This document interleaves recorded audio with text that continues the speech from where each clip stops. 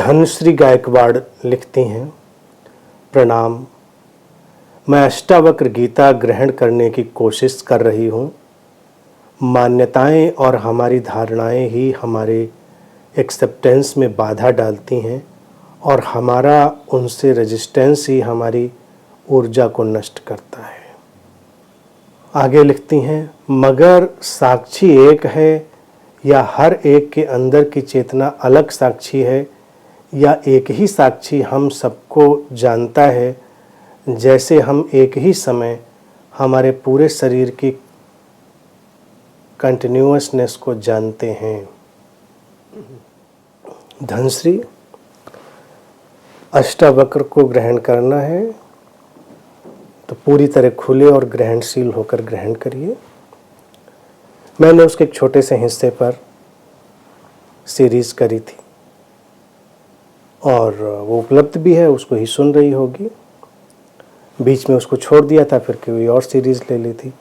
मैं तो कोई सीरीज़ आज तक के रिकॉर्ड में पूरी तो करी नहीं है, बीच ही में छोड़ देता हूँ और फिर आगे बढ़ जाते हैं, फिर कोई और चीज़ ले लेते हैं।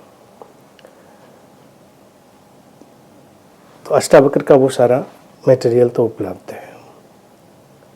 बाकी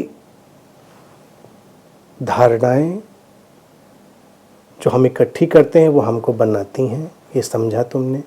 धारणाओं पर हमारी प्रतिक्रियाएं हमारी ऊर्जा को नष्ट करती हैं, ये भी समझा।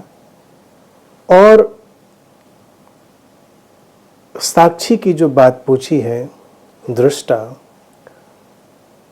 साक्षी का जो स्वभाव है वो तो एक ही है, इसीलिए हम उसे एक ही कह सकते हैं।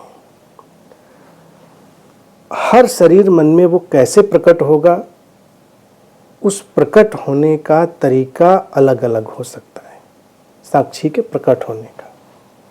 इसीलिए जब हम धारणाओं से मुक्त होकर, तटस्थ होकर उस साक्षी के तल पर, अर्थात अपने उस स्रोत से अखंडित जुड़े होने के तल पर खड़े होते हैं, तभी हमको वो एकत्व अनुभव होता है, वो वननेस अनुभव होती है। जैसे शरीर की बात पूछी है कि शरीर में वो जो सातत्यता है, कंटिन्यूटी है, वो कैसे अनुभव होती है। वो कंटिन्यूटी, सातत्यता इसीलिए अनुभव होती है क्योंकि शरीर के प्रति जो हमारा सचेतनता का प्रवाह है वो एक ही है। तो इसी तरह से जब कोई भी शरीर मन अपने भीतर उस साक्षी को अनुभव करता है, उस स्रोत से जुड़े होने को अनुभव करता है, तो वस्तुतः ये उस यूनिवर्सल सोर्स की ही बात है, एक कॉस्मिक विटनेस की ही बात है। और उसी तल पर हम एक दूसरे के साथ वो साहचर्य और एकत्व अनुभव कर पाते हैं।